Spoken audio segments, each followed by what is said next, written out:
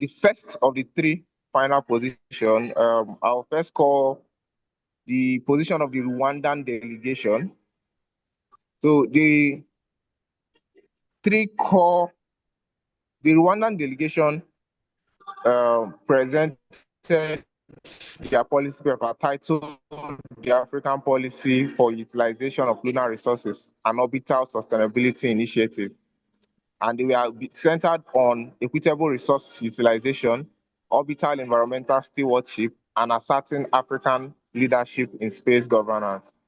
So they suggested three major points, which is establishing an equitable framework for lunar utilization. That was the first point.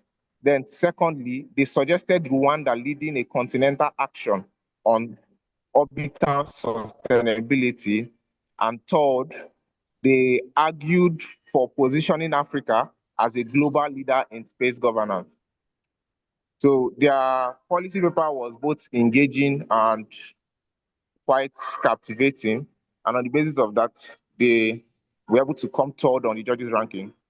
Then the second policy paper that would also be advancing to the negotiation phase is the Kenyan position. So the Kenyan delegation presented their paper titled the delegation of the Kenyan policy paper 2027, and they argued for lunar governance and space sustainability centered on equitable governance, environmental protection, and African leadership. Their three core stands were equitable and inclusive governance of the moon, protecting the lunar and orbital environment, and finally, proactive African leadership in ethics, in African leadership and ethics in space. So they distilled quite captivating argument, and they had a very wonderful presentation yesterday, which placed them second on the judges' ranking. Then third and finally, we have the delegation from Angola. So they presented three core stands, which are driven by shared heritage and proactive consensus. So the Angolan delegation presented or suggested the creation of a mandatory debris mitigation on the low Earth orbit. Second, they argued for absolute reaffirmation of the non-appropriation principle for lunar resources. And thirdly, they suggested for a unified, centralized action through the African Space Agency for the African continent. So, Mr. Chair, those three positions would now serve as the center for the deliberations by the Parliament on this particular day. So, on that note, Mr. Chair, I would humbly confer proceedings back to you. Thank you very much. Thank you very much. I would like to reiterate the fact that yesterday Dr. Claire mentioned that this is not a win or lose situation. This is for Africa by Africans, on African, in Africa, and any other English terminology we can use to say that. There is no loss here. At the end of our analog simulation, we are going to be compiling a detailed report that would identify everything, every policy document, compile it into a well-rounded document that we will be submitting to the African Space Agency, the African Union, and any other related agency. The African Union has a branch for scientific and technical research and a whole lot of information and data that we will be generating from this interactive research will be submitted in a policy document to them. So whether your team is selected to advance to this next stage or not, it is not a win or lose situation. It is a win-win situation. But for the sake of the competition and the parliamentary proceedings, we'll have to proceed in this direction, which means every other thing who is not moving forward will be, what's the right word in a parliamentary session? Will be lining up behind these three things for the pros and cons in order to make it better. And at the end of the day, we'll be moving forward with one policy one team's policy tomorrow. Thank you very much. Without further ado, I would like one of our highly esteemed industry experts from the Moon Village Association in Rome to have the space, sir. You can impact us with the knowledge you have ready for us. Thank you very much. Well, okay. So thank you for the kind invitation, and thank you to everyone participating in this important meeting. So I have been asked to bring some comments to some specific points. So maybe I would like to give a short introduction about the issues at stake, which is the moon. And so in order to do that, I would like in the first part of my witness just to give you short introduction, and then I will go to the questions that I was asked to reply and give my opinion. So if I can share the screen, may I share the screen?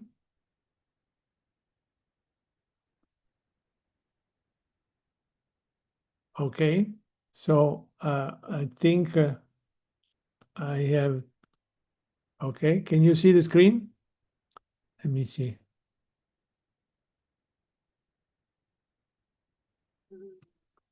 Can you see the screen?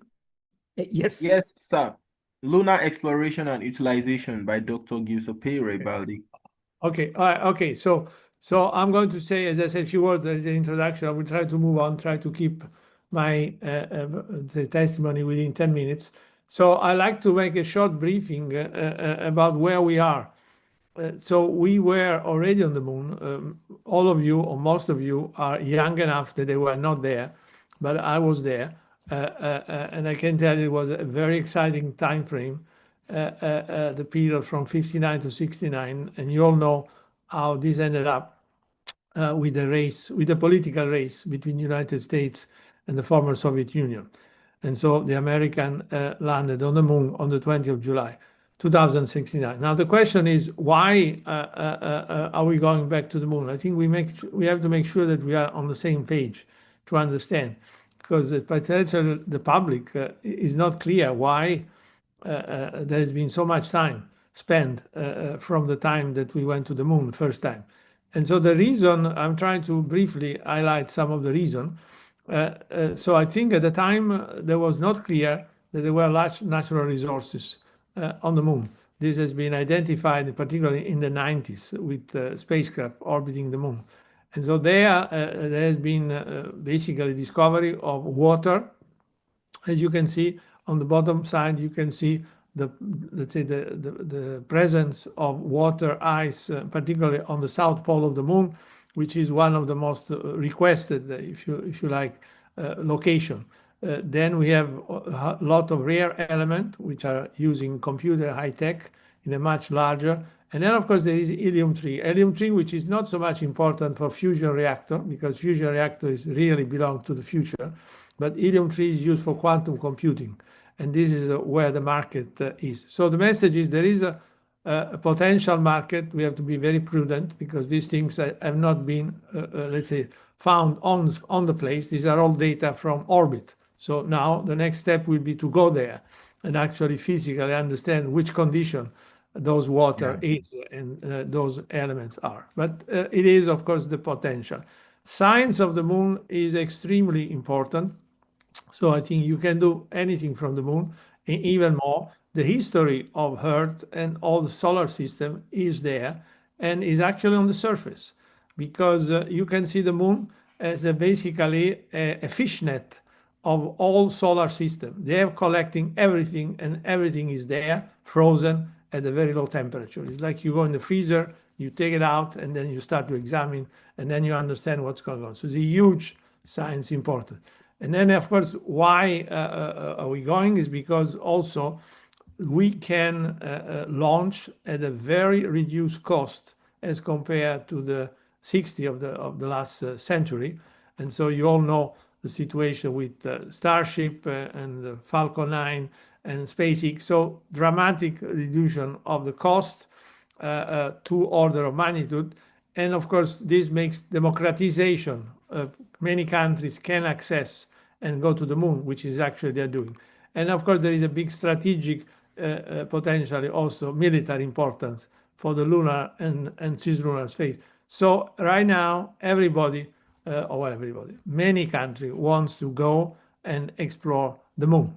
So therefore, I'm going to go very quickly just to give an indication what happened in the last few years, because many people believe this belongs to the future, but this is belonging to the present.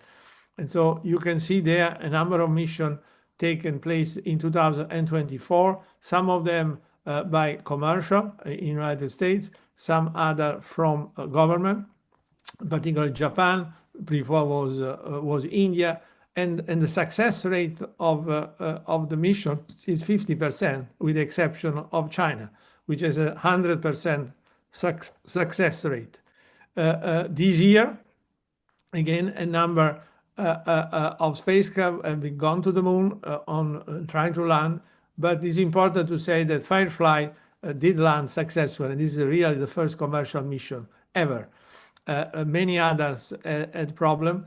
So this is just because we have no time. It's just to give an indication. There's a lot of country, a lot of organization are going to the moon. Next year, Artemis 2 is going to go around the moon. And so, so this is a kind of summary. And of course, the number of countries which have gone to the moon, of course, they were mainly United States and USSR, but now really many countries are going to the moon. Of course, I do wish that via the African Space Agency and via other means, somehow Africa is able to participate, and which is one of the reasons, by the way, why created the Moon Village. So the Moon Village was created just to bring a different organization together, and to try also to incentivize, say, continent like Africa, which do not need to have a big budget to participate in this endeavor, but they can be also activity made at the level of university, and then we able to bring them together. As I think I've seen some of the present are here already in the organization. I will not spend much time, but there is a relevant, which is basically that the participation, different from the International Space Station, where I've been working for 16 years, you have to bring money in order to participate. The Moon Village concept is you do what you can, and there is a huge amount of skill required for everything. And of course, Africa, and I will come back to answer one of the two questions, is definitely a big reservoir, a huge reservoir of skill, which I think they need to be involved, and there is a lot of potentiality.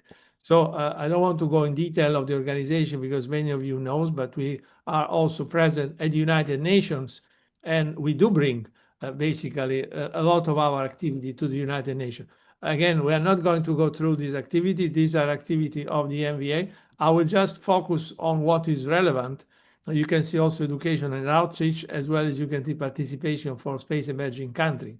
And I really take this opportunity to ask in African countries to get more involved in this, because we can certainly offer some, let's say, coaching activity. So International Moon Day, this is, we are in the middle of International Moon Day, and that's an important aspect, and it's exactly for that. We need to have a discussion with the public and to explain what is important. This was a United Nations, is a United Nations event, which the MVA managed to get approved a few years ago. And you can see we have a main event, and then we have a global event. However, when you see Africa in 2022, 2023, and 2024 is very low number of lights. So we would really like 2025, it's only 3 countries. So we really would like, that's one of the first, let's say, appeal is please do organize IMD event, because this will help also to establish connection outside Africa. We bring all the organization organizing event, which can be just an online event like this one, basically to know that you are involved in some activity, and then the next year you can create connection with some other university or organization outside Africa. This is the strategic relevance of the International Moon Day. So I think it's important to mention that. And of course, this year we have been also going to Dubai for the main event, and next year we shall see. Now, let me come to the lunar governance. So now let's come, that's the first part, if you like. Now let's come to the real one of the questions that I was asked. So lunar governance and the principle of non-appropriation. How can international law adapt to private exploitation? So I am not going to go in legal detail because I'm not a lawyer, but I like to explain the present situation in the lunar governance. So you all know that there is no coordination mechanism for lunar activity right now. The Outer Space Treaty is what is the only treaty which is recognized by the majority of the country in the world. The Moon Treaty, it's a failed, as you call, failed treaty, few country and not a major one. So, but we do have nevertheless, and this is, you can see mentioned there, a lot of basic issues at stake, from debris to standard, the risking future operation. And of course, there is the issue of space resources, because the question that you have posed is mainly related to space resources, which is basically how basically the principle of non-appropriation is referring to. So, well, as MVA, we did basically establish an neutral forum, the GESGLA, which indeed defined how to try to go about all these issues. And okay, we publish also this framework document. So what I wanted to say now, getting a little bit more directly in this issue, is that basically the issue of non-appropriation is relevant mainly for the space resources. Space resources as basically a legal, the legal subcommittee of the United Nations. There is a space resources working group, and they are debating extensively about the legality and why is it that this principle of non-appropriation can be waived or partially waived in order to have, say, company utilizing space resources. So I think, as I said, rather than commenting on it, because I'm not a legal person, I will simply tell you that from my perspective, and I was at the root of the Hague Space Resources Working Group, which some of you might know, who has led to this United Nations activity. So what I want to say is basically that I think we can stop sharing, because I think I have finished to show view graph. So I think we can stop sharing. Just excuse me. Okay. Maybe you can stop me as well. If I cannot find it, the place, you can stop sharing. Okay, here it is. Okay, all right. So what I was going to say, the point that I want to make in this context is that a very important aspect of the discussion on space resources, where, of course, I do hope that many countries are participating. And I take the opportunity to remind people that one of the co-chair of this working group, the legal subcommittee, is from Egypt, which, as you know, is Dr. Ayman Ahmed, is one of the two co-chair with Stephen Freeland. And of course, is in the Egyptian Space Agency. And the Egyptian Space Agency, as you know, Egypt is host of the African Space Agency. So clearly, I think there is room for African country to try to bring their concern. The point I want to make here, from my point of view, is that there is a fundamental issue within the space resource, is the benefit sharing. The benefit sharing is, to my mind, apart from the legality, which again, I would like to leave to the legal expert, okay? But from my point of view as a manager, the most important aspect, apart from the legality, which other people are going to discuss, is how to implement space resources without a benefit sharing mechanism or more than one approved and agreed. And this is where the effort should go, to try to really define not a very pragmatic benefit sharing mechanism. You know, with MVA, we had even a working group, which had also some African country participating. So I would like to leave, because my time is nearly coming up, with the consideration that really on these issues, of the non-appropriation. Let the legal people talk about this. Let us concentrate on trying to propose some very concrete way of benefit sharing. And again, Egypt and Hyman is also taking this very serious. With the MBA, we have already made a lot of work with that. So, and this is important because it's important to have basically education. So in other words, for country to participate, they must have a certain level, because otherwise, the way I consider benefit sharing is not a taxation. I don't think we should go in the direction that if people want to use space resources, they have to pay taxes. This is not going to work and is not realistic. So let us try to discuss together how we can bring, let's say, skill. I keep saying that because Africa is an extremely young country, youngest continent in the world. And so there are so many young people which are really eager to get involved in this activity, which also give a lot of imagination. And I think this is where, Mr. Chairman, I like to leave the first consideration, which brings me then to the second question I'd like to briefly address, which is about Africa future in space, opportunity and risk in the age of lunar settlement. So what I wanted to say in conjunction with what I said earlier is that we do have a huge, let's say, population of, let's say, scientists, technicians, and engineers in Africa. And I think we need, humanity arose from Africa.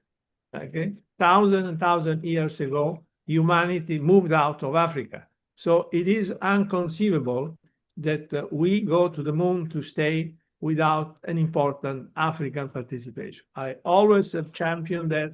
I will always champion that.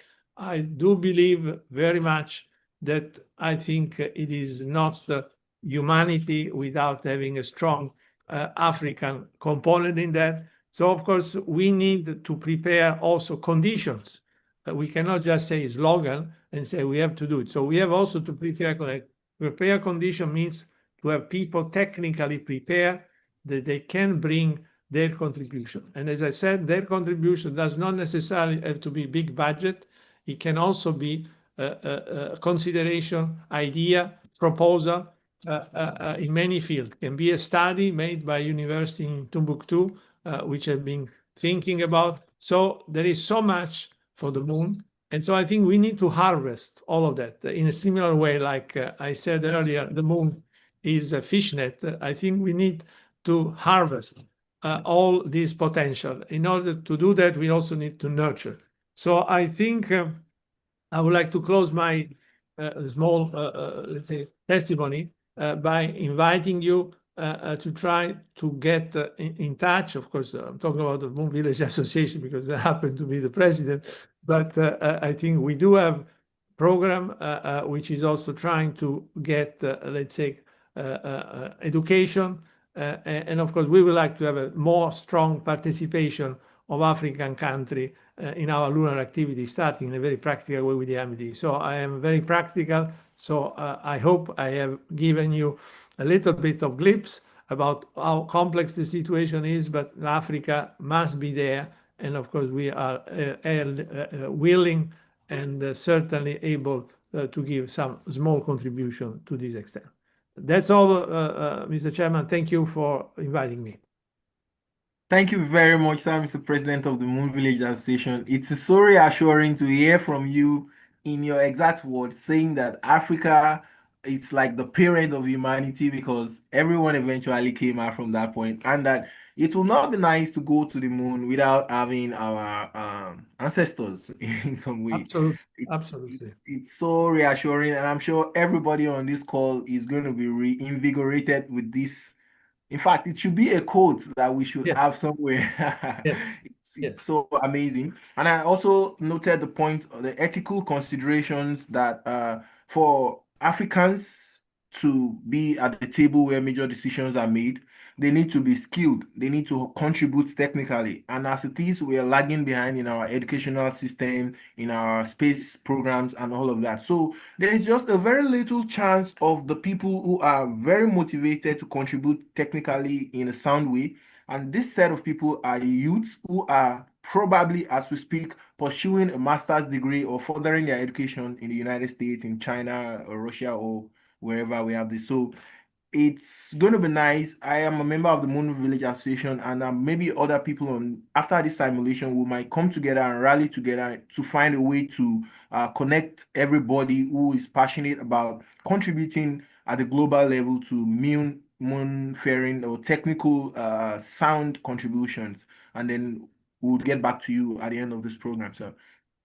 And Thank then I you. also, yes, sir. I also noted the first about your first question. The conclusion was that Africa's no, that the moon resources and benefit sharing should not be based on tax, but should be based on contribution. Yeah. So these are Correct. the very three key notes that I will be including in our report as coming from you. Thank you very much. We love you. We appreciate you so much. Thank you. Thank you. Africa loves you so much. Thank you very much, sir. Thank you. Yeah. Peace. Hi, everybody. I guess I'm not the only one happy. Please, can one or two persons say something? Just anybody that wants to say anything, because I feel so good and a little bit inspired about hearing directly from the president of this kind of multinational organization who has a track record for achievements in their field. Mr. Jesu Olua, Mr.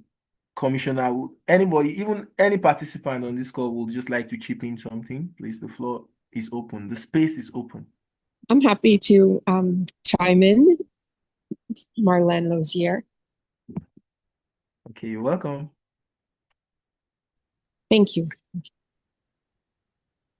Hello, my name is Marlene Lozier. I'm a legal expert in international law, and I work in the area of space law, often representing clients in the UN forums, the UN COPUOS, but I have a greater specialty in international law.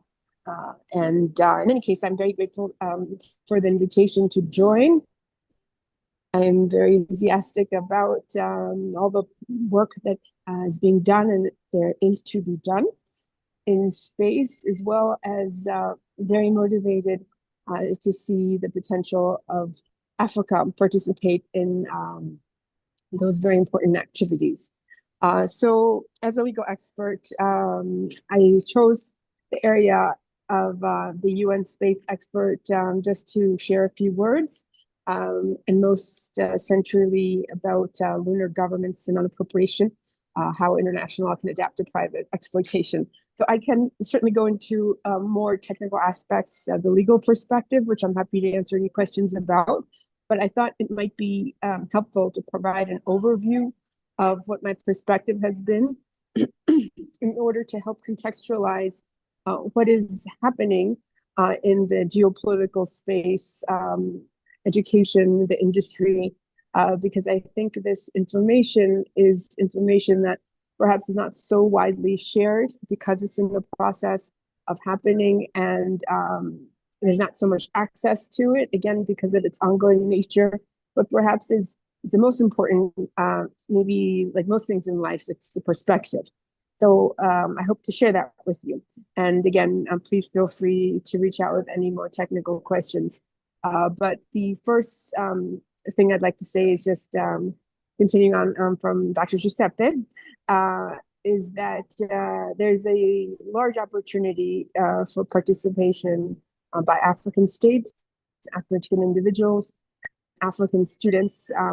There's very, very large potential. And how can Africa reach that potential? One is, in my view, to understand exactly where we are and what the trajectory is, of course, within the UN structure, but also through the network of different contacts, whether it's personal contacts, professional contacts, and this is key. So there are opportunities for students to learn, of course, what's happening to manage the tool set, for example, understanding of the law, the languages, diplomatic aspects, networking aspects to manage these situations. But I think one of the most important long-term strategies, and I think this was alluded to just moments ago, is what is the plan and what is the future for Africa? And I think that there can be, Africa cannot enjoy the fruits that it has in its capacity unless it really leverages the Africans on the continent. And of course, there are opportunities to study, to learn, to work abroad, in the United States, in Europe, and many more countries that are opening up. But I think it's very important that Africa retains its youth, or that it invites its youth back in order to create those positions and fulfill the capacity that it has, because there are incredible Africans everywhere in the world. But it's important for them to come back to Africa and to each of the individual countries to use its resources, including its human capacity. And where can that capacity be fulfilled? Of course, within the UN COPUOS, there are many opportunities to at least follow the discussions, even if it's online, through these scientific and technical committees, if that is more your forte, or the legal subcommittee. So the scientific and technical committee meets towards the end of the winter in February, March, legal subcommittee in the spring, like April, May, and the plenary session, which is more June, July. If you cannot get there, and that's another process, but it's important to follow the discussions, because there needs to be a platform for participation, because it's now that the laws are being developed, they're growing, and it is now that it's important to participate in that lawmaking process. And that is usually through states parties. So if you have a way to participate through your delegation, that's great. If it's not possible, following online, or also there are opportunities, for instance, through non-governmental organizations like the Moon Village or Pro Moonkind, where I'm a legal expert, to participate as maybe even a volunteer for such a non-governmental organization that is an observer or permanent observer to the COPUOS. And not only will you be able to learn and hear what's happening, but you are also able to provide your own technical skill, which I think is very appreciated by many states, governing structures in the states that are also learning about the process, not to be told which direction to go, but to understand the more legal nuances or technical nuances, scientific nuances. But I think an extra important perspective, particularly for Africa, is to share the perspective of what African states are, whether it's through its history, culturally, with geopolitical relationships. So we see this in other areas of the world. For example, I just got back from Sydney at the International Astronomical Congress, and there was a very strong showing of the First Nations, or the Indigenous people of Australia, to share with the space community not what culturally they have done necessarily, but what the technical and scientific skill set that their ancestors and their earlier, even closer generations have used to observe the sky, to measure movements. And it's not to show a display, but to share that technical expertise. And I think that's also a wonderful thing to share from the African perspective. Even this idea of non-appropriation, or how to share resources, similar to what's being negotiated for the deep sea. It's not necessarily that has to be the system. There are many communities around the world, cultures, and even states that don't believe that should happen. So it's not that it's a given that it will happen, although the trajectory is going in that direction, because most of the participants, I think, are trying to guide that direction. But there is time, and there is an importance for states and individuals, communities from around the world, to share the perspective that perhaps that should not be the case. And although the Moon Treaty, like Dr. Giuseppe mentioned, it's not signed by many states, or perhaps the most spacefaring states, it's still valid and living UN space treaty. And although there have been a few number of states that have ratified it, that does not mean that there will not be more states. And of course, there are some states that retracted their ratification, for example, like Saudi Arabia. But again, as more states become familiar with space law and geopolitical issues, technical issues, economic issues that undoubtedly are involved with space, every aspect of our lives, it could be that the Moon Treaty revives in itself and it becomes even stronger. But that all depends on, again, the understanding of space law, the familiarity with by other states with the treaty, and perhaps that treaty does represent the interests of those regions, and not necessarily that it's a passé treaty. It's not. So I encourage many of you to review that treaty and see perhaps if there's a platform from that treaty that would help leverage the perspectives of, and I'm not saying the whole African continent, even though now there's an African Space Agency, which is very exciting, but even of your own state. What's best for your state, what's best for your region. It doesn't mean that it's what's best for another state or an individual or a company. So there is time to participate in that lawmaking. It's critical that states and regions of the world, like in Africa, participate in that lawmaking process, because we should not come to a place in 10 or 20 years where the laws are made. And it's a question of trying to figure out how to create an allowance within the laws for what is best for a state. And so I think that we see this many times, many areas when we're dealing with the current law that was established around perhaps the time of establishing of the UN, the 50s, 60s. At the time, many states around the world were coming out of colonial regimes. This was set, the law has been set, increase awareness of what those laws are and how to navigate those laws. And in navigating those laws, it's a very difficult process. It's much, I think, better to be able to participate in that lawmaking process. But in any case, with students, there are opportunities as well, for example, the Space Generation Advisory Council to participate. That's a really great organization where they have a platform for students to go to international meetings, to meet mentors. But I guess overall, I would say, yes, concentrate very much on learning the law, the skill set, try to network, try to meet people from different countries, even if it's virtually, which we have the access now, because those relationships, personal and professional, will essentially, I think, be the tools to really be able to negotiate effectively in the geopolitical space, be very aware of what is happening in the geopolitical space, what the uses of space are for each individual country with its issue of satellites, and how that affects health, education, medicine, etc.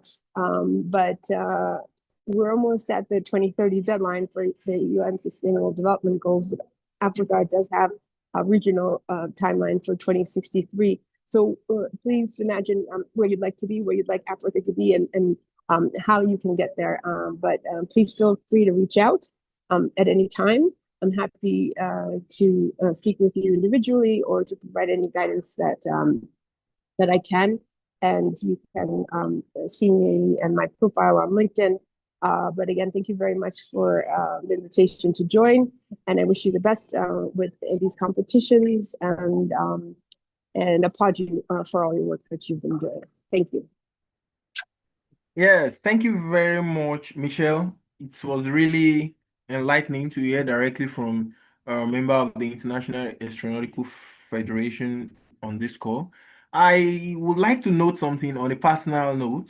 I will still give the chance for others to compile in their questions, and then we can forward to you for proper clarifications. But I remember sometimes earlier this year there was a young African team that made like a startup. They wanted to make a solution that will get all of the facts from space laws, space treaty, and any kind of international space law terminologies, and then break it down into Nigerian everyday languages we have our local dialect, we have the English that is not an official English. And yeah, so they came up with a bot. I think they had an AI RAG system, retrieval augmented generation, that will just get all of these PDFs, the policy reports from couples, from UNOSA, and then at the back end, translate it into the everyday languages that people could use. But till today, that never flew because the African investors don't see any sense in it. And most people don't even see a reason why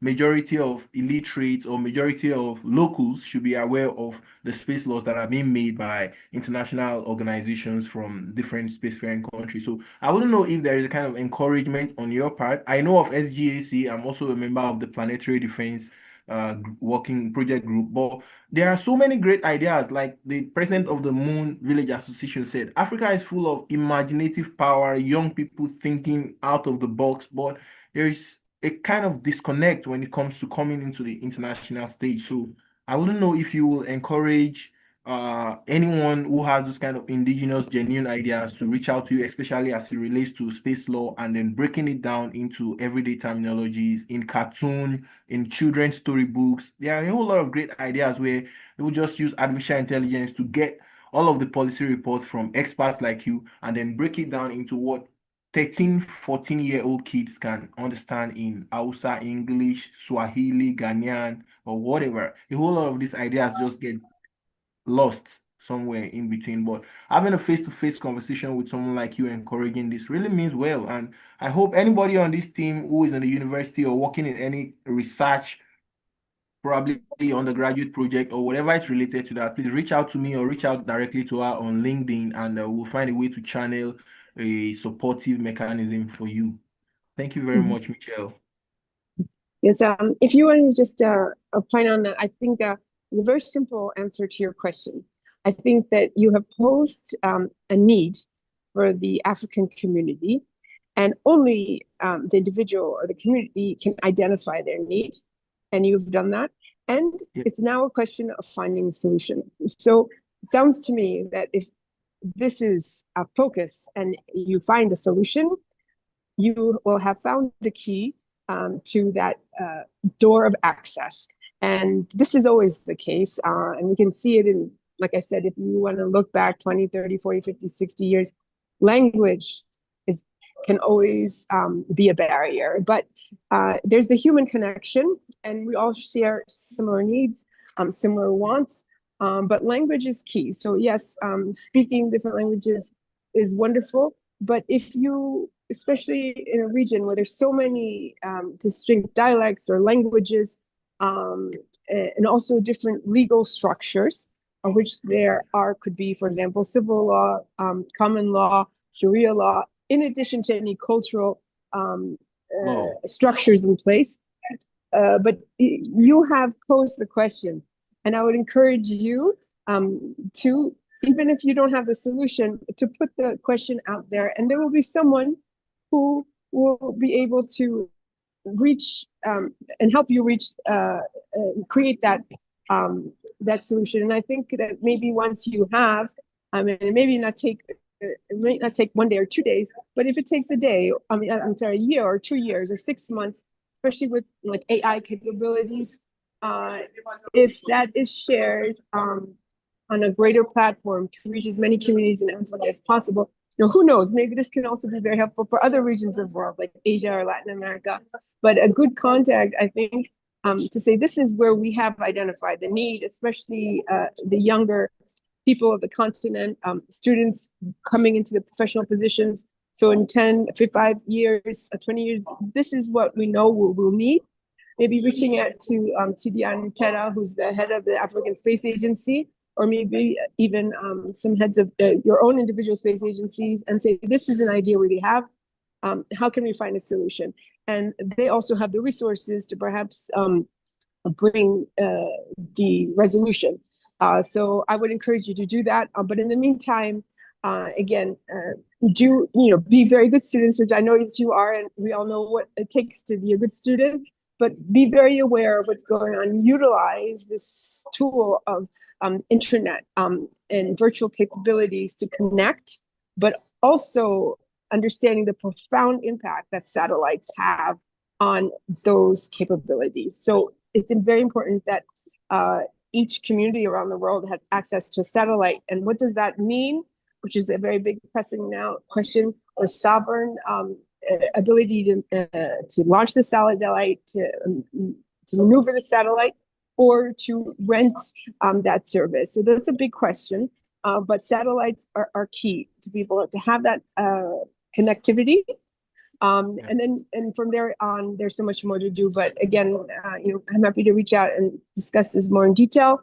But I think that you've done a big step by identifying one of the problems. So my best wishes to you in being over here. So it'd been very nice in maybe a few years to hear how you have done with that solution. Maybe not just you, but your colleagues and your contemporaries. Thank you. Oh, yeah. Thank you very much. You'll definitely be hearing from me on LinkedIn in a couple of weeks' time. All right. So thank you very much again, our industry expert. Anybody has any questions so far? I would like you to take them down in a note, then we'll compile it to the person you're directing it to. So, sir, Mr. Tony from the University of Sheffield, you have the space, sir. The space, Okay. not the floor. Okay. You have the space. Thanks. As indicated previously, Dr. Tony Milligan and I work on ethics. Now, there is a major problem strategically for Africa to participate in the main processes that are going on just now in space and in relation to the moon. Obviously, because of the discrepancies in technology between Africa and what's going on in terms of the big powers, particularly the United States and China. And that poses a number of problems for participating as an equal agent. And that's a worry, major worry, because many of the strategic resources of the moon tend to be concentrated, particularly down at the South Lunar Pole. And that's being heavily targeted just now. And there is a fear, I think, that those who arrive first will tend to de facto have control of the resources. They might not say that they own particular areas of the moon, but they will tend to monopolize, and the existing situation in terms of space law will not be adequate to prevent them from doing so. Giuseppe spoke about the moon as a net. Well, that may or may not be true, but the space law is certainly a net in the sense that there are lots of holes in it, lots of ways to get through and exploit the resources that you want. And as indicated, these tend to be heavily concentrated down towards the South Lunar Pole, where you have volatiles, you have water ice, but you also have elevated areas known as the peaks of eternal light, and you can use those to access solar energy. So you have that wonderful combination of the right chemicals and at the same time the access to a power source. We also know for things like helium-3 is not evenly distributed. It tends to be heavily concentrated in particular areas of lunar regolith. And Africa is going to arrive relatively late to that process, and that's a worry. But there is a larger process in terms of space, and Africa will not arrive too late for that. And how Africa performs within that larger process may depend upon whether it manages to get some elbow room in the earlier process and position itself in relation to what's going on just now. And that larger process can be understood through a high-level description of what humanity is doing in space. Now, it may look as if we're just, doing a bit of tourism. We're sending people up, and I think we should send people up. I think we should be in favor of space tourism. And we're talking about going out to the asteroid belt and mining it. We're not mining asteroids yet. It's enormously difficult. It's ferociously expensive. The private sector will not be able to do it. It will have to be heavily subsidized to begin with in order to get infrastructure there. So we're doing a little bit in terms of space tourism, and we will do more in terms of space tourism in the coming decades. And we're talking about going out to mine the asteroid belt. And by the end of the century, we will probably be doing that. But what's going on when we're doing that at the level of humanity, at the level of human culture? Well, that's a good question, but it's also a very human-focused question. What are we doing? It's as if we can do it on our own. It's as if the processes which are occurring are simply about humanity. But I want to suggest that they are not. The processes which are occurring are about the planet as a whole. They concern the kind of planet that we're going to have. Now, to understand that, I want to run the kind of thing that philosophers and ethicists do, a little thought experiment. Imagine you can walk into a room. It's just you in the room. Nobody knows what you're doing in the room. You can do whatever you want. Your actions will be hidden. And in front of you, there are two holographic projections of the Earth. Let's call one of them open Earth and the other one closed Earth. Open Earth will give you a simulation over the course of a reasonably predictable period of time, 500 years, of what Earth will look like. You can focus on particular areas, you can zoom in, you can zoom out. So that's the Earth with the process of human expansion into space. And the second one is the Earth without human expansion into space.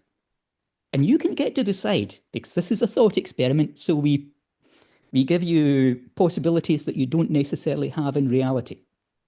You can vote for one of these. You can choose to have the open Earth in which you have access to space, or you can choose to forget about space and just concentrate on the Earth in isolation. But you can look at how they evolve over that process of 500 years. Now, I'm going to suggest to you that there are strong reasons why you should choose open Earth, why you should choose to have activity in space rather than the closed Earth. I'm going to suggest that the Earth, over that course of time, half a millennium, will look better if we have access to space than it would if we don't have access to space and if we just say, oh, let's stick here. And this is large-scale thinking about the future of the planet. So I'm telling you, forget whether you like the people that are involved, forget whether you're a fan of Elon Musk or an opponent of Elon Musk. You know, I won't be around for long. Elon Musk won't be around for long. There will be others who come after us over the course of these kinds of periods of time. So why will the open Earth be better than the closed Earth? Well, it's very simple. To understand it, I'm going to give you an analogy. I don't know if any of you have ever seen one of those little glass containers, a planetarium. It'll contain some gravel, some bits of rocks. Yes, yes. Yeah, and some different plants inside of it. And some of these are open, some of them are closed. Some of them have a cork on the top. And plantaria are wonderful things. They're very amusing. They're nice to have. But when they go bad really badly, and they go bad really quickly.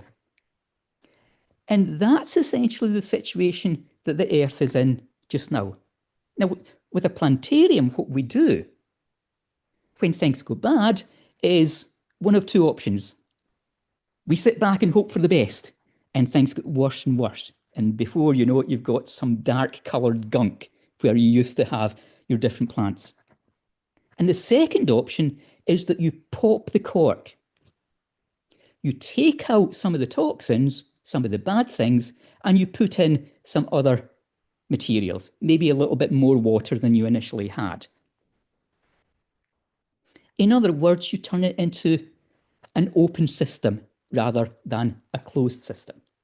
From a technical point of view, an open system is a system in which you can pass material goods in and out of it. A closed system is one in which you simply have energy. Now, the Earth at present is a closed system, relatively. I mean, okay, so the occasional meteorite will hit and things of that sort. But essentially, what we get from outside of the Earth system is energy from the sun. To all intents and purposes, we are a closed system. We are like the planetarium, which has still got its cork in, but things are going exceptionally bad. So what we need to do is to pop the cork. Not so much just because it gives us the opportunity to send some individuals into space to have a great fun time. Good, I like people having a fun time. Not just because it gives us the opportunity to bring goods back, such as material from the asteroid belt, platinum group metals that we mine out there, but also, and this is crucially important, because it gives us the opportunity to take toxins out of the system. We have had industrialization for a relatively short time, and we have already built up an enormous number of toxins. Nuclear waste, which is going to increase because the next generation of power will be largely nuclear. Excess CO2, which we can't store stably underground, and we have tried everything to get it under control. And we've done a lot of good things, and we're behaving much better than we used to do. And then when you look at the charts, when you look at the NASA data, you see increase in CO2 levels. It's continuous. We haven't changed the fundamentals of the pattern. So what we need in terms of the Earth is not something that's out of keeping with the history of the planet, with the past of the planet. This planet started out as an open system. Water may have come from elsewhere. The beginnings of life, possibly even life itself, may initially have come from elsewhere. There was lots going in, lots going out. And we need to return to that kind of system. And the way that we do it is by being able to go up into orbit and back down from orbit. We need an open system to remove the toxins. And that's the larger process. That's the larger historical process that's going on. The planet is becoming an open system, which it has not been for billions of years. And human space activity is transforming it into an open system. And while it's difficult for Africa to get the elbow room in relation to what's going on at the South Lunar Pole and the initial extraction of strategic resources, Africa will be part of that larger process. Now that comes with a large warning, which is that the enormous pressures that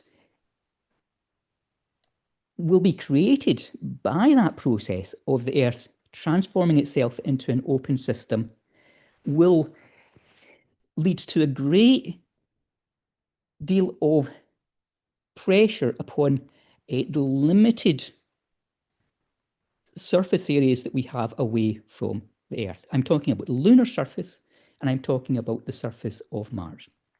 So if we want to have the infrastructure out in orbit, then we have to have mining out in the asteroid belt.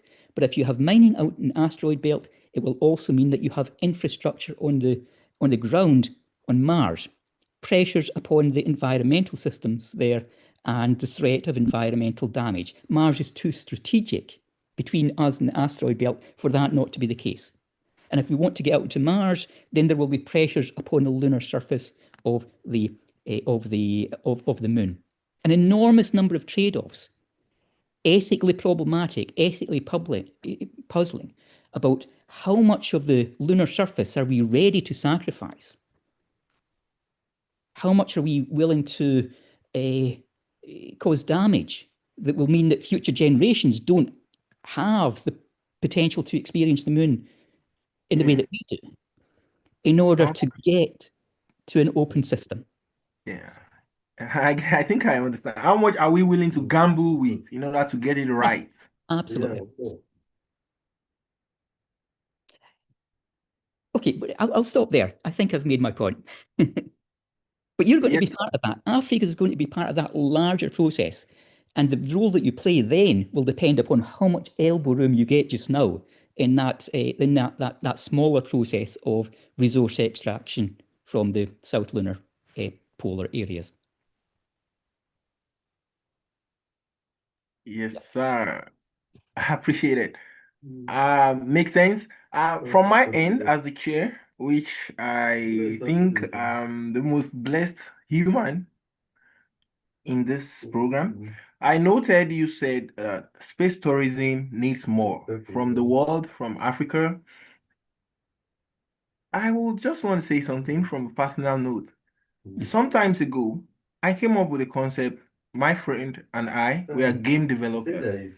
So we made a game like a Monopoly game, but in this sense, you don't have to play to acquire head infrastructures. Yeah, it's like an astro Monopoly game where, you know, yeah, a low Earth orbit, there is constellation of satellites, the whole board game concept, but we had a limitation. We couldn't link it with space education because here in Africa, university students were limited with so much realistic information as to ESA, NASA, and all of that. So that's in a way limiting that deployment of that game. Otherwise, it will have been a very great factor in encouraging space tourism or space education in a edutech or edufund edutech way.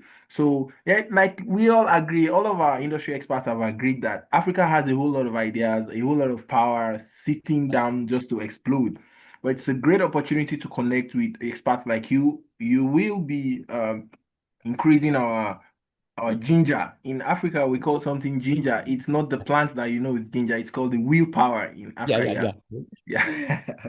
Yeah. So I also noted, I also noted that you said we need to connect the outer space in order to release the toxic and nuclear waste and excess CO2 from the planet.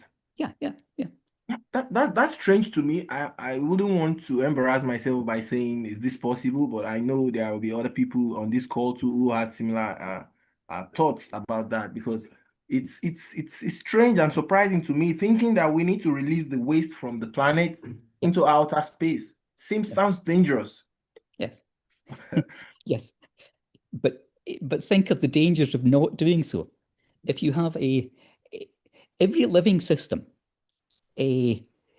pushes materials out as well as taking them in. That's definitional. That's part of our working understanding of what living systems are like. If you're serious about thinking about the planet as itself as a living system, then we need to think about that having that capability of removing toxins from the system. Yes. As well as bringing materials in to supplement what are obviously declining mineral reserves. It's very clear that we're in an enormously an unsustainable situation in terms of the mineral resources. So we are going to need to bring some in, but we're also going to need to push things out. That's a normal open system. That's how living systems typically function. Okay.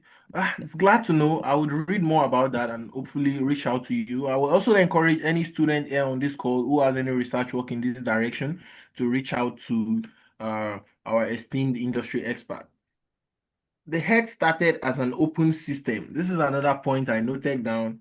Well, I don't know who to ask about this, but I realized from the information available in our educational system that everywhere in the solar system, it's only on planet Earth that we have trees, Yeah. plants, Yeah.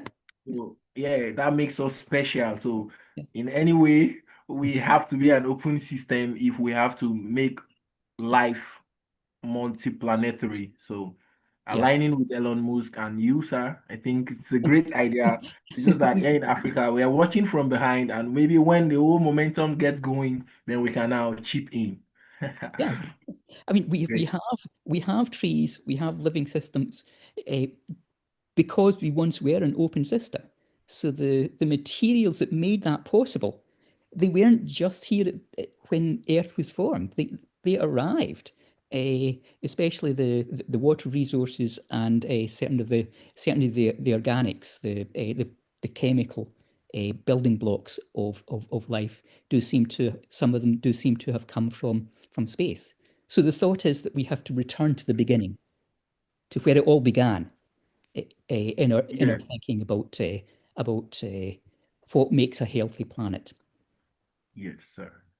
Well, I agree so much with you on that. I have a lot of thought-provoking notes I just took down, and I will be reaching out to you personally. I also encourage everybody on this call to reach out to any of the industry experts, the Moon Village Association president, Michelle from the IAF and Space Law, and also Dr. A from University of Sheffield on space tourism and ethical considerations. Thank you very much, sir, for this short, impactful moment you have all given to us, and you will be definitely hearing back from me as a person and also other African students whom you will be mentoring very soon, sir. Appreciate so much. And thank you for the opportunity to address the assembly. Yes, sir. History will not forget this African Parliament of the future, established in 2030 but projected back to 2025, and someday it will be continued, hopefully. Thank you very much. Yeah. At this point, Mr. Commissioner of the African Parliament, if you would like to say something okay, before the teams, the three teams, that's Team Angola, Team Rwanda, and Team Kenya, have their 10 minutes. Mr. Commissioner of the African Parliament, would you like to chip in something before we now proceed into that session? Thank you very much.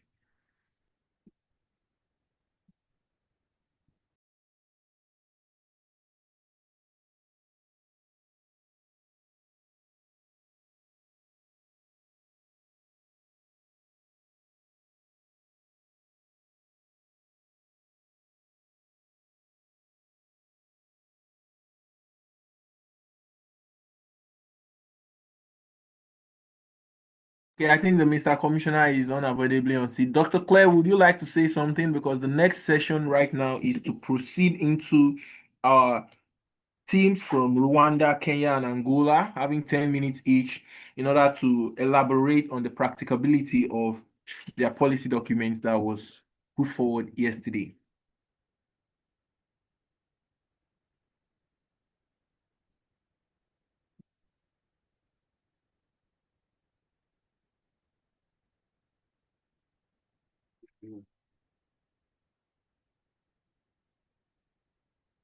Mr. Barnabas, Dr. Claire, in the absence,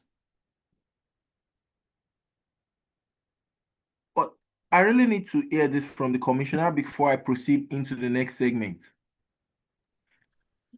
Yeah. Mr. Chair, I'm Sir. available. Okay.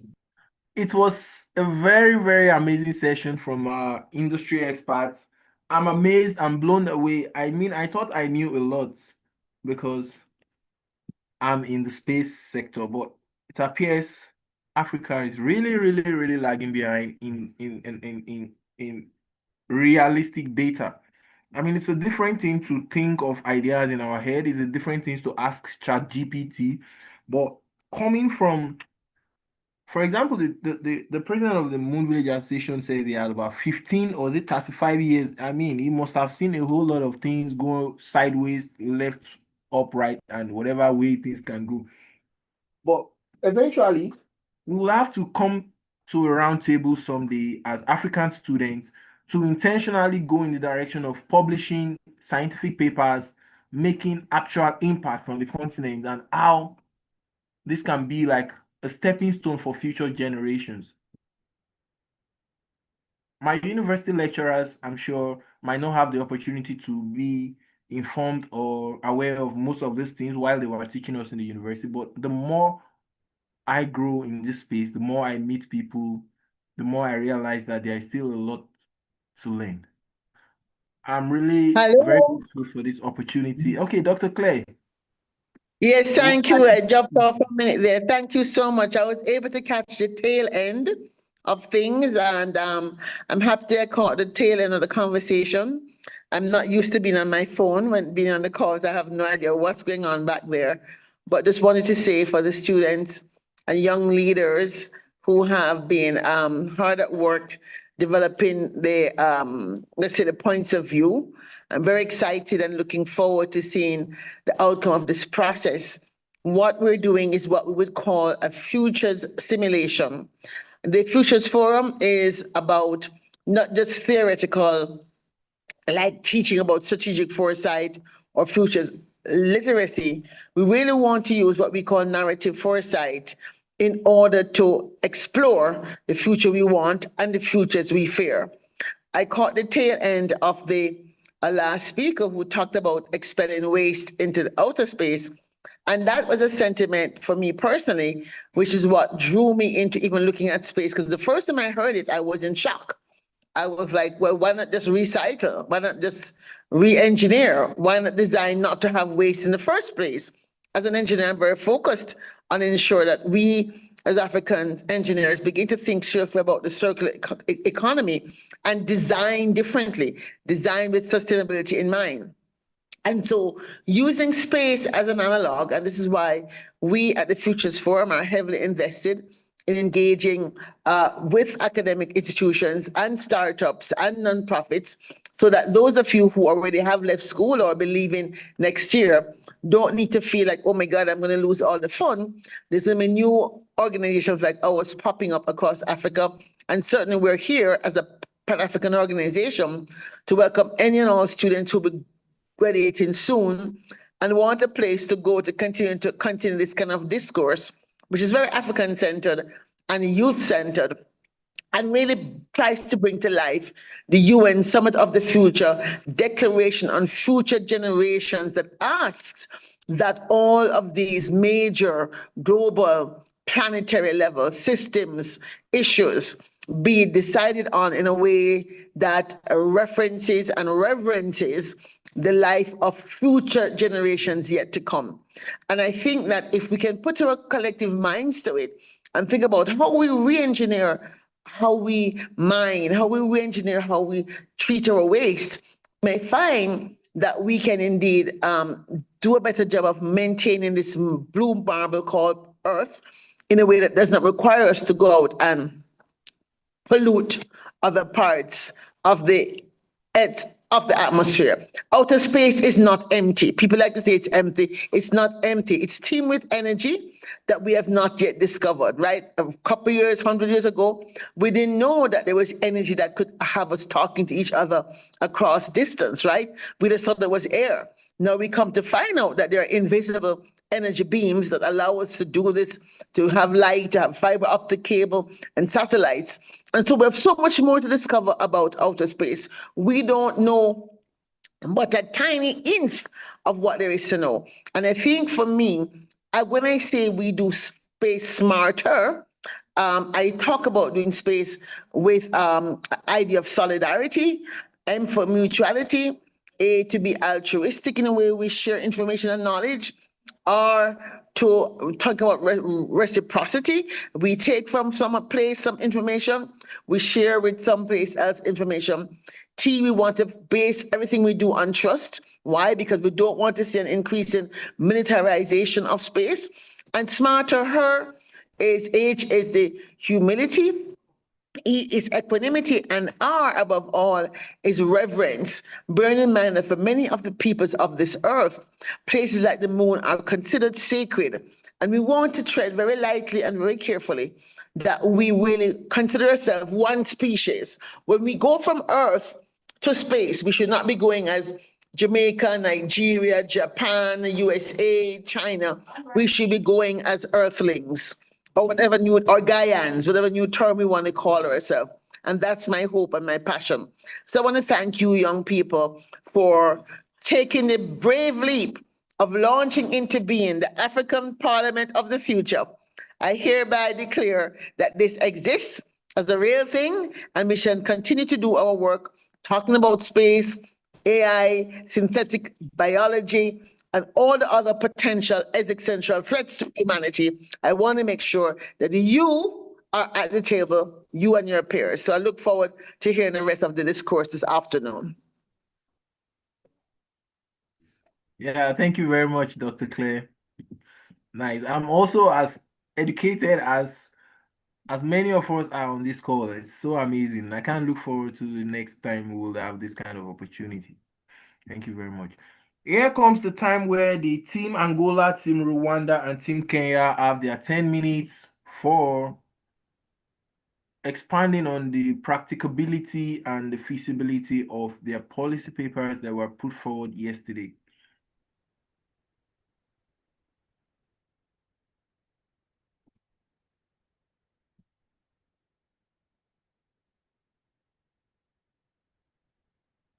Team Nigeria, Team Angola, Team Kenya, Team Rwanda.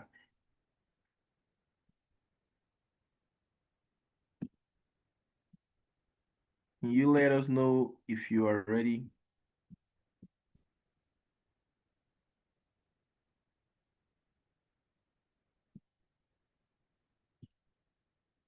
Mr. Jeslolua, please, is there anything going on at the back end, or are we all here together? We are here. Okay, so the teams, I can see Moise. I can see Sarah. I see Shirley. I see Pupola.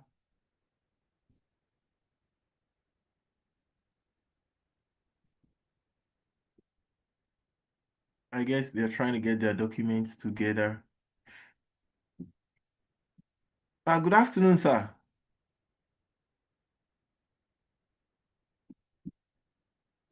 Good afternoon to you.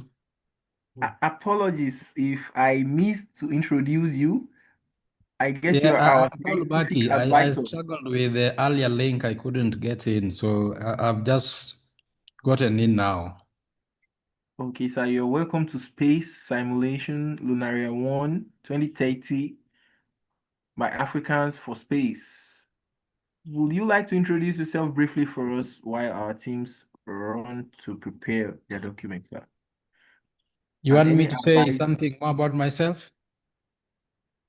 Yes, I believe you are supposed to be our scientific officer, but because you were not online as at the moment of the introduction, I'm not sure if... Yeah. I struggled with the other link you sent and I couldn't get in. Okay, no problem, sir. You have the space now. Just your name and a brief introduction of your career as it relates to Africans and encouraging us to be better, sir. Thank you very much. I'm Professor Paul Baki from Technical University of Kenya, Professor of Physics. I have had interactions with matter space for quite a very long time now. I was involved in the development of the African space policy and space strategy under the statutes, which enabled the establishment of the African Space Agency. I was also involved in United Nations Committee on Peaceful Use of Outer Space in the expert group C, which was on space weather. This is matters to do with long-term sustainability of outer space activities. I think that is sufficient. The session is on, and I would like to leave it at that. Thank you very much. Thank you very much, sir. I appreciate that. Okay, now, Team Angola. Yesterday at a policy presentation, Team Kenya and Team Rwanda. These three teams moved to this stage for today, and we are expecting their delegates to share their screen with the documents they have so they can briefly run us through the practicability and feasibility of that, if granted. Whichever of the team is ready, please go first if you are ready.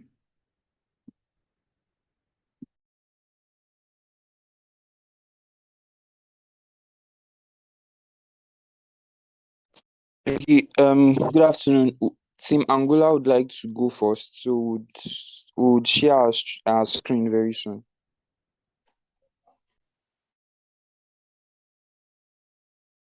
Okay, Team Angola, nice presentation you had yesterday.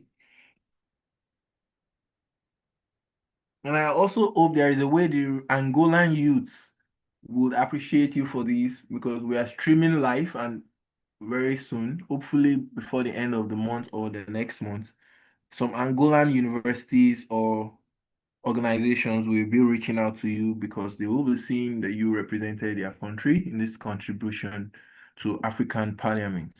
Thank you. Let me know when you are ready so I can put in the time you started in the chat. Okay, sir. Okay, we are ready.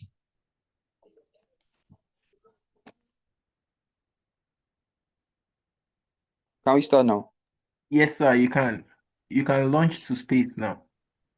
Okay, thank you, Honorable Chair. Our distinguished delegates, esteemed leaders of the African Federation Parliament, we are gathered today not to discuss some distant abstract theory, but to confront two immediate existential crises that threaten to undo the very foundations of Africa's prosperity. Our future is at stake. Angola's stand is clear and unyielding. We refuse to allow the errors of past technological revolutions, the pollution, the resource capture, and the exclusion to define Africa's role in the cosmos. We must agree that the threats in orbit and on the moon are not merely inconveniences, they are actual systemic problems that demand the highest level of continental intervention. They are problems that, if left unsolved, will guarantee our continued underdevelopment. Before we discuss policy, we would like to anchor our principles that we like to anchor our position in terms of the principles that define our heritage. Our governance model must transcend the historical models of terrestrial competition like colonialization that have perpetually worked against our interests. So going further, Angola's position is founded upon two unwavering principles. First, the principle of shared heritage. We look at the moon and its resources not as a new frontier for division, but as a shared inheritance. Our interpretation of common heritage demands proactive focus on catalyzing African development. We must ensure that the wealth of the cosmos is used to lift up our continent, not to entrench the power of others. Second, the principle of proactive consensus. We are here to act as a rule maker, not a rule follower. By forging a unified African stand now, through internal negotiation, we eliminate the weakness of division and ensure our interests are foundational to the new space era, not merely an afterthought. These principles guide us as we confront the immediate physical threat to our orbit. To delegates, we must demonstrate that we fully understand the potential for greater arms. Firstly, orbital debris, the threat to Africa's lifeline. The low Earth orbit is an environment that has been polluted primarily by non-African actors, yet it is we who stand to lose the most. Current estimates show over 1.2 million debris objects larger than 1 centimeter contaminate the orbital environment. These are fragments traveling at hypervelocity speeds and risking the catastrophic Kessler syndrome, a chain reaction that could render vital orbital altitudes unusable for generations. This crisis directly jeopardizes Angola's sovereign assets, including our very own satellite, AngoSat-2. This does not only affect Angola, but also affects the entire continent, because with over 120 additional African satellites scheduled for development by 2030, the risk to our investment is enormous. The loss of just one single satellite means that an immediate financial burden exceeding $30 million, and the debris-related costs act as the penalty on our projected $18.77 billion space economy, which in the nearest future will be $1 trillion economy. This is not a matter for voluntary guidelines. This is an environmental injustice against African development that demands a binding continental solution.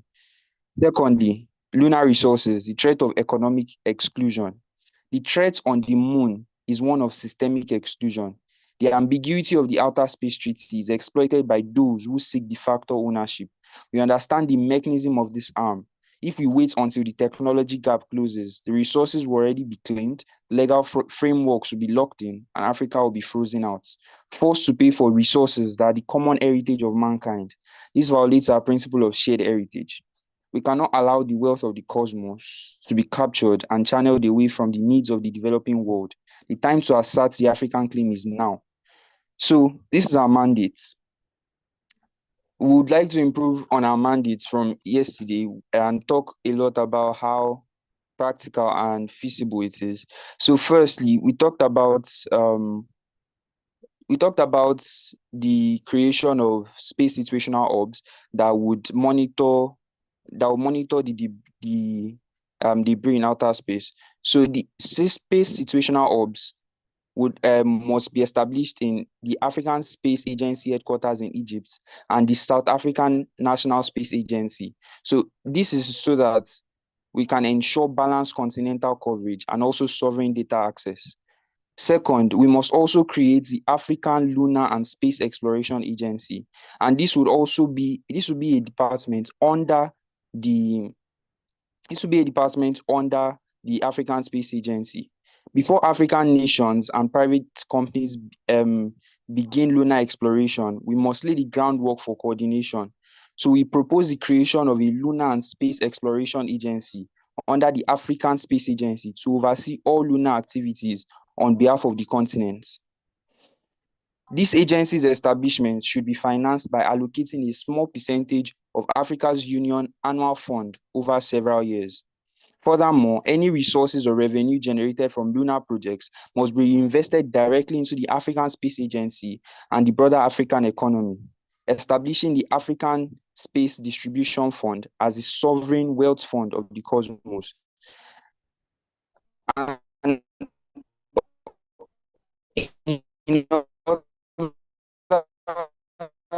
And another thing we would like to assert is that we propose the agency to policies leveraging the success of models like the African Development Satellite, which came out as a success due to the collab of different. We must mandate technology chips involving African entities, and particularly the African Space Agency, must include a strict enforceable technology transfer clause. African Space Agency will ensure that every technological gain is shared across the continent, enabling Africa to become a builder and innovator, not a consumer in the global space economy. Dr. Giuseppe already told us that benefit sharing system should not be based on tax, but it should be based on contributions. And this is one of the things we'd like this technology transfer clause to achieve. This is how we secure our orbits, safeguard our resources, and strengthen our unity. Let us not wait for others to define our role in the cosmos. Let us define it for ourselves. In conclusion, delegates, we have identified the problems, we have quantified the harm, we have asserted our principles. The time for debate on whether to act is over. I urge every delegation to formally agree with the delegation of Angola. The orbital and lunar crisis are actual existential problems that require a mandatory unified solution. Let us leave this parliament not with another recommendation, but with a binding mandate to secure our orbits and our future. Let us ensure that our actions in space embody the philosophy of Ubuntu. I am because we are. Let us commit to establishing Africa as the most principled and indispensable co-architect of humanity's future in space. Thank you.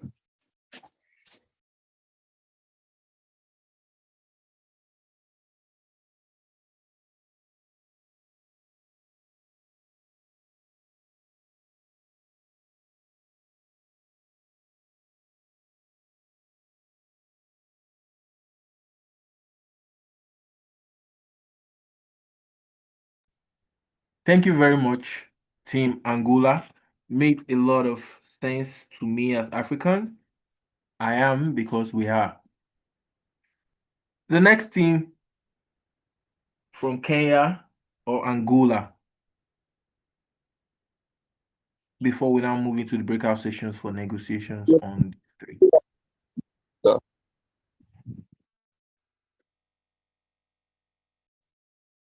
Someone is trying to say something.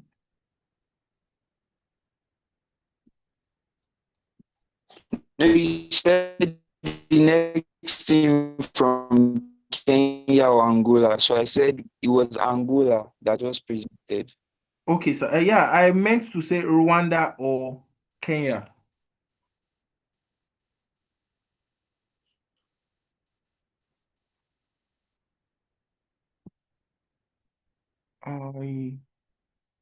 Mr. Jesulua, please, can you cross-check from the names on this score if there are representatives or delegates of these teams?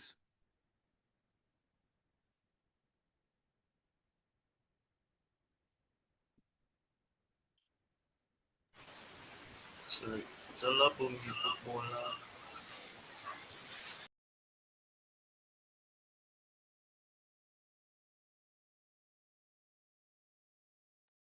Mr. Hello. If Team Rwanda isn't ready, Kenya can go. Okay, noted. 1 second, I just need to share my screen.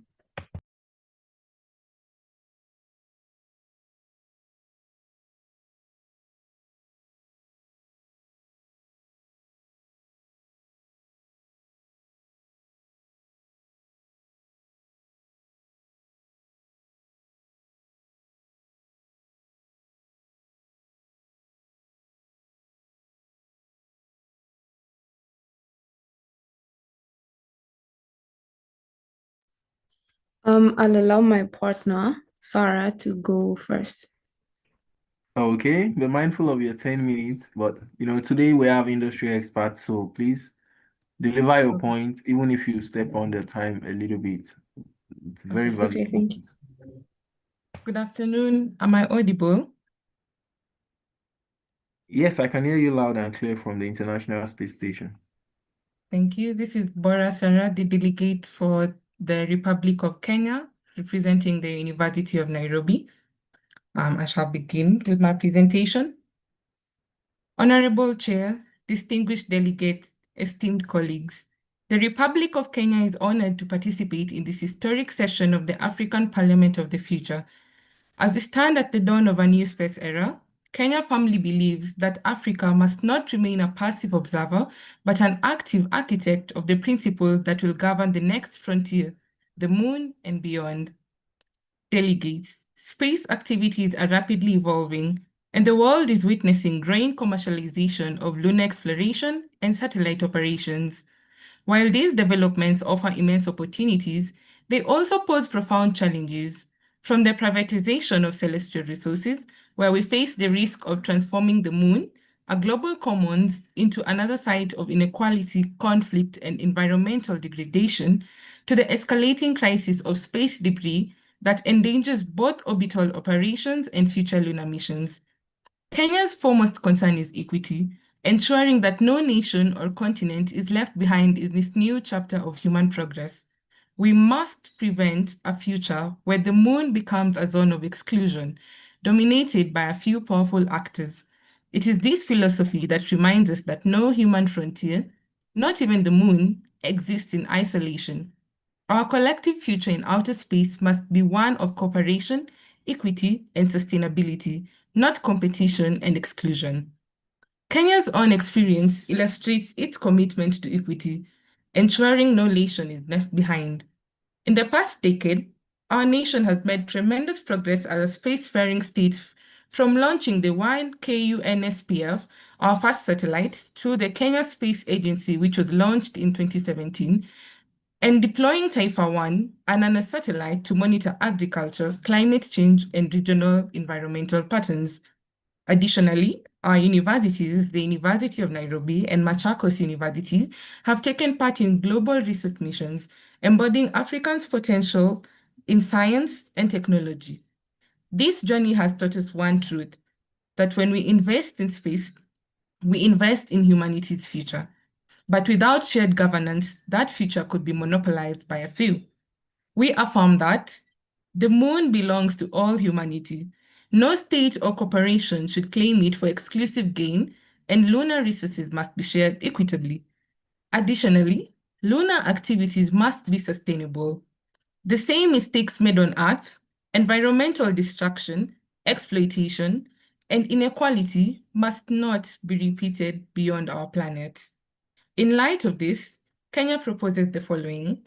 1. The establishment of an African Lunar Governance Charter coordinated by the African Space Agency. This charter will formalize the principles of non-appropriation, transparency, and sustainability in all lunar activities. To operationalize these ideals, Kenya also proposes the Lunar Commons Negotiation Forum, which should be held by ENANI in Nairobi. This forum will bring together African states, private partners, and global stakeholders to build consensus, mediate disputes, and promote peaceful cooperation. Nairobi, which is the headquarters of the United Nations Environmental Programme, is the natural home for such dialogue, which is bridging Africa's past leadership in environmental diplomacy with its future leadership in space diplomacy. Second, to address the crisis of 1.2 million debris in our orbit, Kenya proposes the creation of the African Orbital Commons Observatory, AOCO, which will coordinate Africa's efforts to 1. Track and mitigate space debris through an established Pan-African Orbital Debris and Traffic Management Network coordinated by the African Space Agency, and to be based in Kenya due to its geographical advantage at the equator, which is ideal for satellite monitoring and data sharing hubs. Finally, we must ensure that Africa's youth, our scientists, engineers, and space dreamers are not spectators in this new era, but active participants. Kenya urges all member states to invest in university-level space programs, scholarships, and research grants, and to incentivize private innovation in the space sector. Without such investments, Africa risks exclusion from the future decision-making, and we should not allow that. Honorable delegates, the story of humanity's expansion beyond Earth is being written today.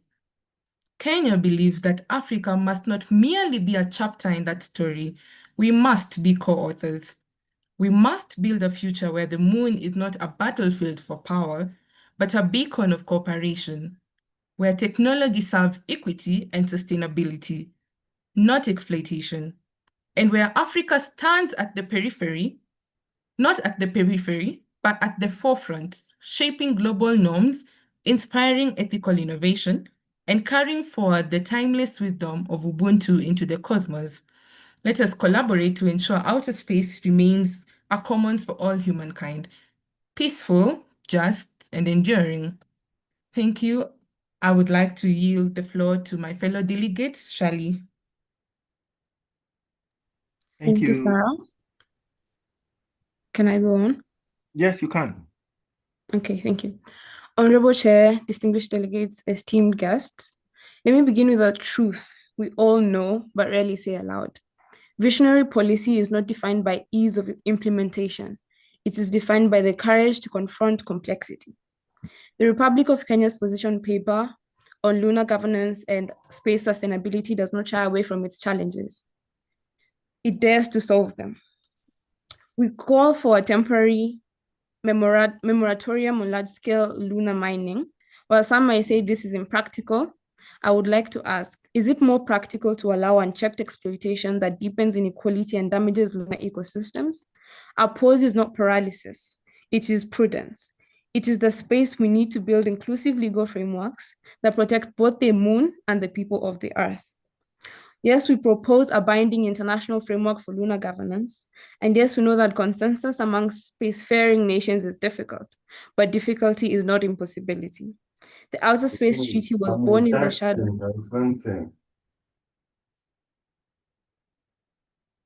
Pardon? No, you can go on. That's just an interference. Oh, Please sorry. go on. I'm with you. But difficulty is not impossibility. The Outer Space Treaty was born in the shadow of the Cold War. If diplomacy could triumph then, it can definitely triumph now, especially with Africa at the table. We also envision Pan-African institutions, a lunar ethics chapter, and orbital debris network, a commons observatory as well. These require funding, coordination, and political will. But they also offer something that is rare, a unified African voice in space governance. Kenya is not asking for perfection, we are simply asking for progress. While we also embed indigenous ethics of Ubuntu, Utu, and Baraza into our proposals, some may question this and the relevance of this in space law. My question is, when did ethics become optional? When did wisdom rooted in community sustainability and integrational justice become outdated? These values are not barriers, but they are simply bridges between cultures, generations, and between the earth and the moon. Honorable delegates, the challenges in this paper are not flaws, but they are features. They reflect the real-world tensions of space diplomacy, the urgency of environmental stewardship, and the complexity of equitable governance. Kenya does not present a utopia. We present a roadmap, one that is bold, principled, and deeply African. Let us not reject this policy paper because it is ambitious, but may we embrace it because it is necessary. Thank you. Thank you very much again for that wonderful statement of fact that progress is more about perfection. Progress is more important than perfection. Before I say anything, I would like the third team to present, Team Rwanda. Amazing insights we're making up from here today. The two teams that have spoken so far has made reference to Ubuntu, which is a very, very common African phrase for togetherness. I am because we are. I would like Team Rwanda to speak next. If they are not on this call, please, Mr. Gislulua, can I be informed? Then we'll move forward.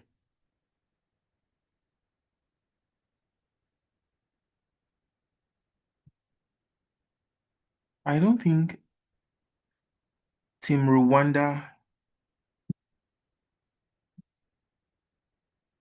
Oh, that's just going to make it easy for every other team to rally around Team Angola and Team Kenya, which I already see an adoption along these two paths.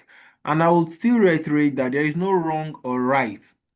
Every pros and cons will be scrutinized properly in order to make a collective recommendation letter to the African Space Agency. Team Angola mentioned something about a committee under the African Space Agency with some specific goals and agenda. Also, Team Kenya made mention of that recommendation that there should be a working committee saddled with some responsibilities of ethics. I do not want to dabble into each team's strengths or weaknesses right now, but I'm very proud of what we are coming together to achieve. At the end of all of this, our policy recommendation to the African Space Agency will carry the name of every team and every delegate on this interactive research. So it's a plus for every one of us. You can include it in the name, in your document, your scientific publications, or your final year projects. What have you that you would like to do in your professional career path? Team Rwanda, for the last time, do we have a representative from Team Rwanda on this call? Or do we adopt these two teams, Kenya and Angola, as moving forward into the breakout session?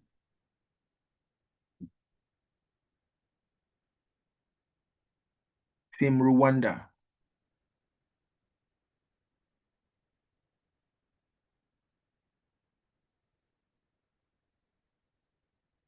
Okay, as it is, we have these two teams to move forward with, and by tomorrow, we'll be having a rounded policy brief on any of the policy documents that is adopted as our final policy to put forward. Mr. Tosin, can we now proceed into the breakout sessions for 5 minutes each, so we would all see how we can deliberate in support of these two teams? Mr. Tosin, are you there? Every other participant on this call from different universities, whether they spoke yesterday or they spoke today or they are guests, would like to go into a breakout session, one for Team Kenya, one for Team Angola. And then we'll be back here to conclude in the next 7 to 10 minutes. That conclusion will lead us to a motion for adjournment until tomorrow's final consensus. Mr. Tosin? For the last time, is Team Rwanda on this call? I guess not.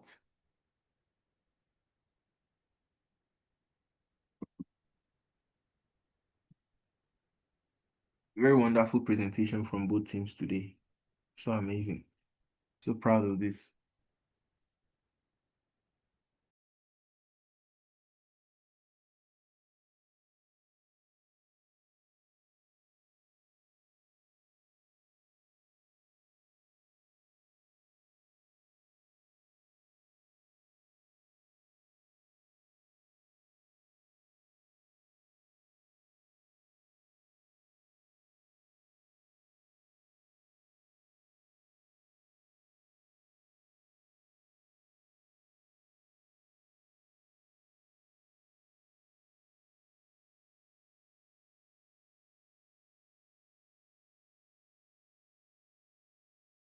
Okay, without further ado, I've just been informed by the Commissioner for the African Parliament of the Future that we can move a motion for adoption of these two teams based on what we have today and all of the expert sessions. So tomorrow we'll be having the rebuttal sessions for 30 minutes with the voting and justifications for another 25 minutes and summary by tomorrow. So without further ado, if anybody would like to move a motion for adjournment to tomorrow's panel, kindly speak now. And a seconder. For me, this is Bora Sarah, the delegate for the delegation of Kenya. We'd like to motion for adjournment of the session to tomorrow. Thank you very much. A seconder. Shirley Melody, delegate of Kenya, seconds this motion. The delegate of Kenya. Yes. Yeah. Sorry, the delegate who raised the motion just for note-taking purposes. The delegate that you are seconding is It was Delegate Sarah for the delegation of Kenya, and the one seconding is Delegate Shirley Melody for the delegation of Kenya. Okay, thank you very much. All right, so nice to meet you all today. It was very informative, and we hope to conclude this tomorrow. Bye, everyone.